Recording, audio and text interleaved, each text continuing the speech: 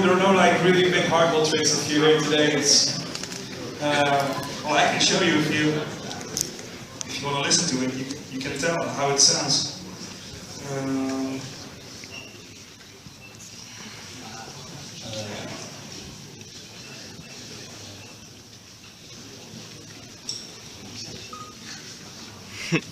Stable lead, yeah, hyper lead, why not? Where's the sound? Beautiful piece of. I think you can tell the difference. Wait 1 second.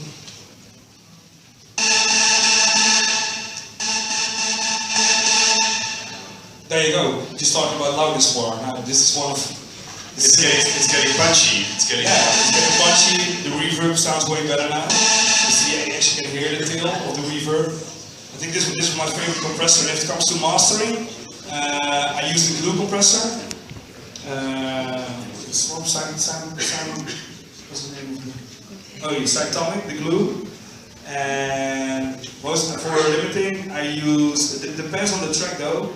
I use from Wave, I use the Lin MB for the mastering limiter. It's a multiband limiter, and most of the time I'm just using the L2, just to cut off like the really small top of it. Okay, have you ever considered sending a track to a really mastering professional? Like in the United States, you got really like big mastering engineers who are famous for that. Yeah, I really did that, and I wasn't really happy with the result. So, no, seriously, because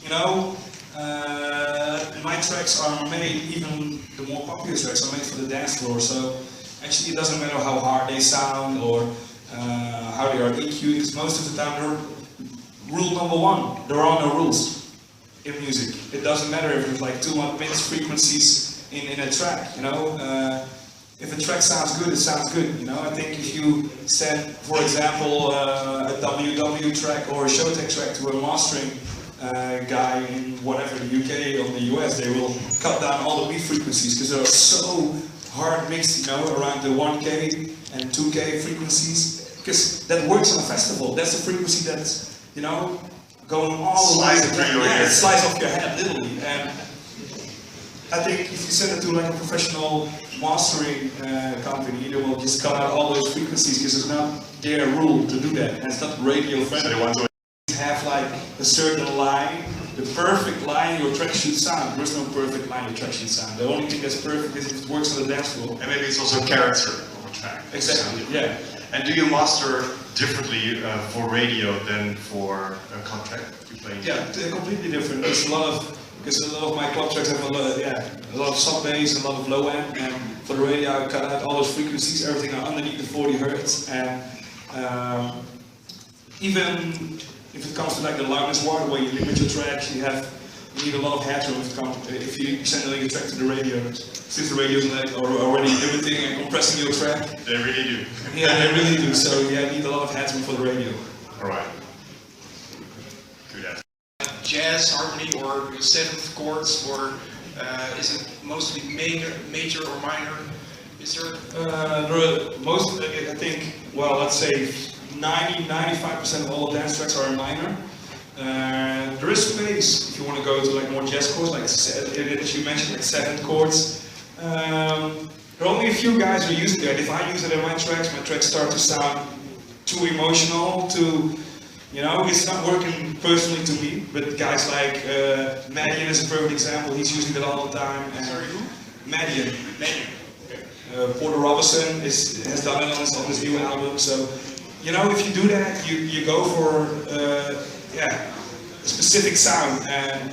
And in that way, I think my chords are more basic, but that works for me and it works with my melody. So, yeah.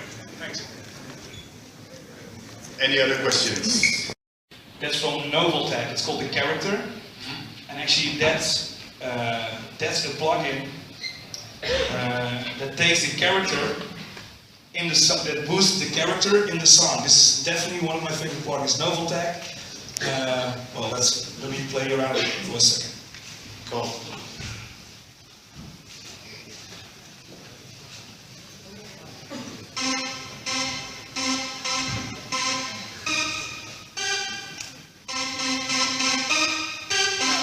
We make it longer. You can actually hear it.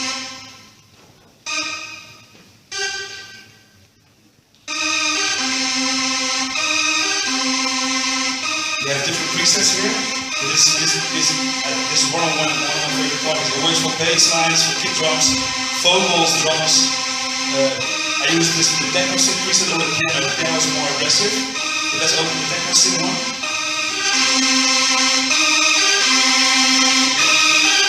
Actually, you can change the mode here. You can hear it making it really crispy now.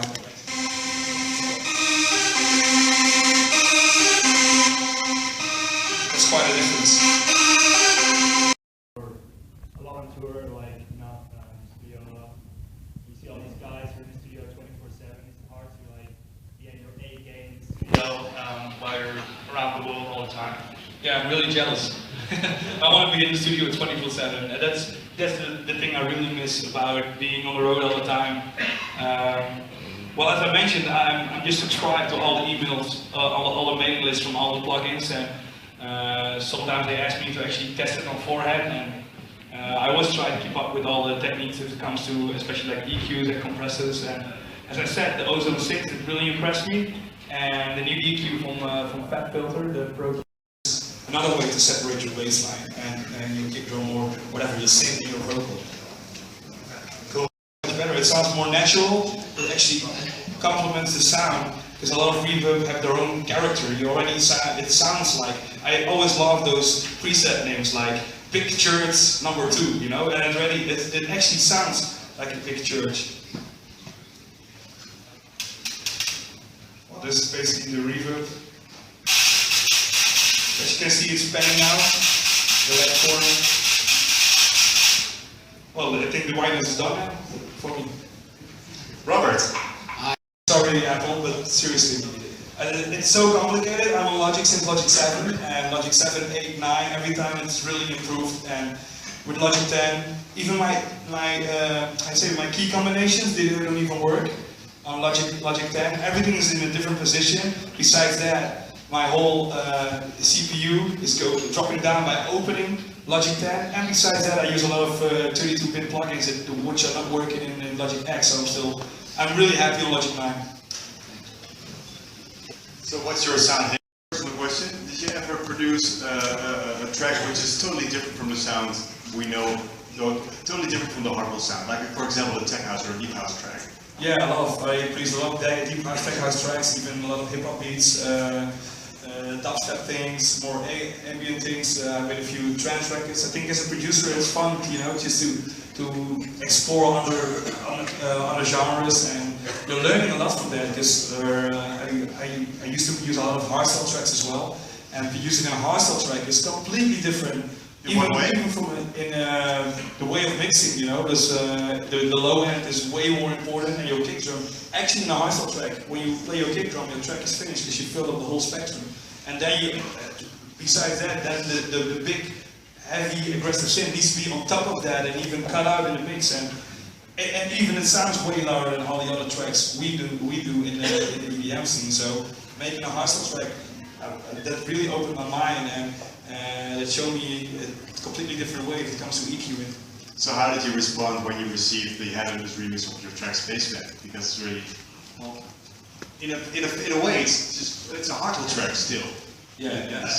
Not even especially the Headhunters remix, but I think every time when you receive a remix, now we're doing the remix contest for Arcadia. It's so cool to see what other producers do with your with your kid, you know, because you always, you know, I always say your tracks are like children, you know. It's, well, to me at least. I don't know, I'm another father, so my tracks are my children, but it's always funny to see that somebody with a completely different mind state is changing your idea or your vocals, and I always like to listen to remixes. Actually, I listen to all the Arcadia remixes today.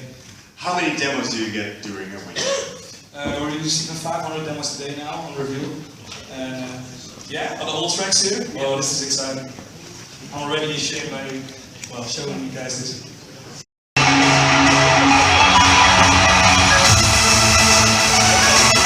That was the remix so far. It's like Tsunami, but A lot of these demos are actually recorded through MSN.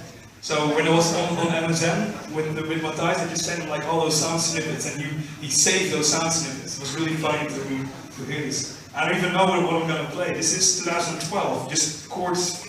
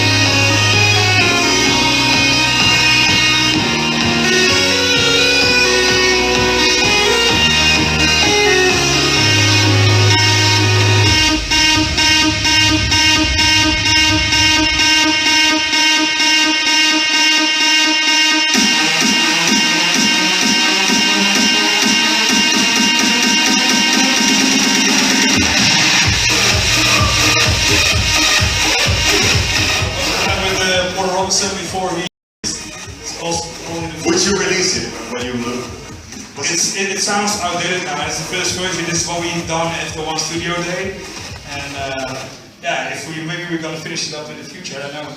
Maybe Maybe can appear in a later Hardwell production or something. Yeah, maybe. So what was the track Jet Lag version 1? I think it sounds jet lag as well. It was. This is Dennik's favorite song. It's Leger sound. It's inspired by the old Sebastian Leger. This is 2008.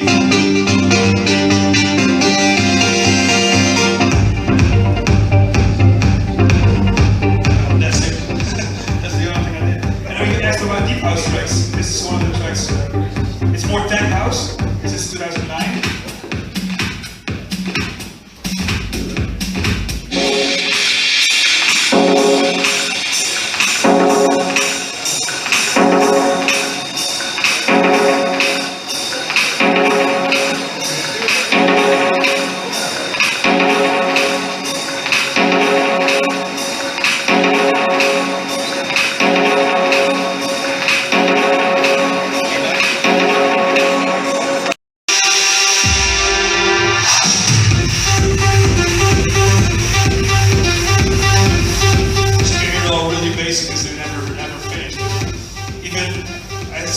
I'm even surprised by this.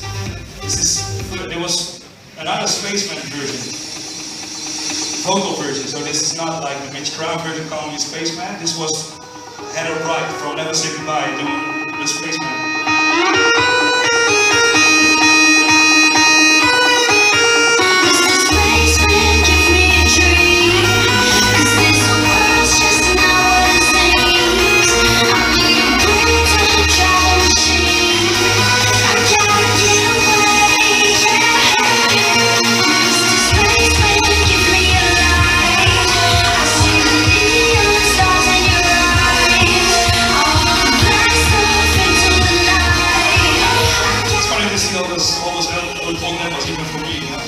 So why did you prefer the Miss Crown version? That was a good one because I prefer this one. And then really? Yeah, and then the whole label and even the label partners, so not only revealed but like the label partners in America, they told us that the Miss Crown version was better. But I don't know. I still, I don't really like that version, but I don't know. I think both are really great. She's got quite some edge, It's great. Yeah, I really like it. And the whole more Eric Prince inspired stuff. Maybe I should release it. People always say, "Oh, where's the old Hardwell?" Oh, here you go.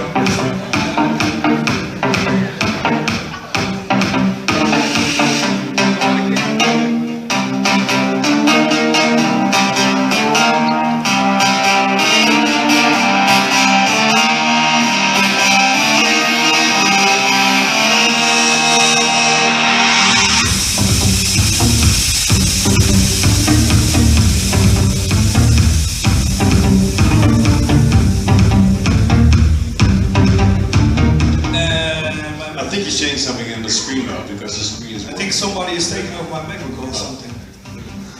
No joke. This is going to be exciting. Look at this. My mouse is moving in the screen. All right, who? Oh, you can't see it. Well, that's. Maybe we should reboot or something like that. Let's switch to questions again. Maybe you heard just something about all tracks you're curious about. How do you? What's your name? A festival, you want to put that synth by everybody right in the face, so that's why you have like a more squarely super dry in the front, maybe a little bit over compressed, and then like a super saw or something else, a little bit more back with more reverb, so you fill up the whole depth of the synth.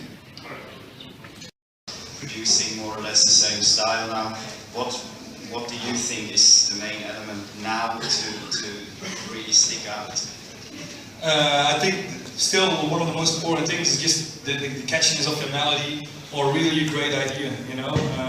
I think that goes for every genre, even like the big room stuff, even the deep house stuff. It's still about the groove, especially for the deep house stuff. It's more about the groovy things and the melody of your bass line and the sound design of it. And I think for the dance floor tracks, it's still the energy. You know, all of DJs want to play that song that keeps the crowd going, and you know, the moment it drops, that the whole crowd will start jumping. That's still what DJs using, and I think the energy and the melody and the catchiness of the track are still the most important things of the track. Okay, so not switching like to organic instruments like putting in a guitar or just new elements that haven't been heard before and mixing that with dance tracks. You can do that, but then it's not new because I think you did it. So it's always like, you know, there's never something new, never.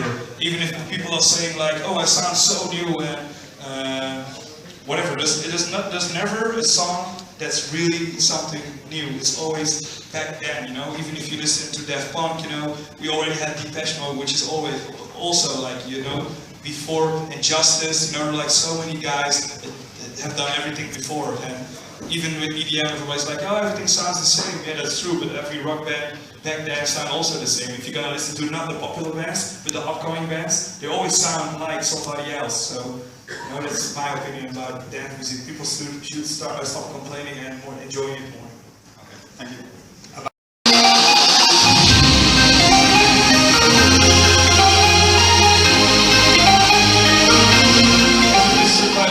When I was listening to this track, it's actually one of the first tracks that actually sounded like a follow for Encoded. I never had a song that, you know, had that atmosphere, that vibe. So maybe when I finish this song, yeah, redo it again.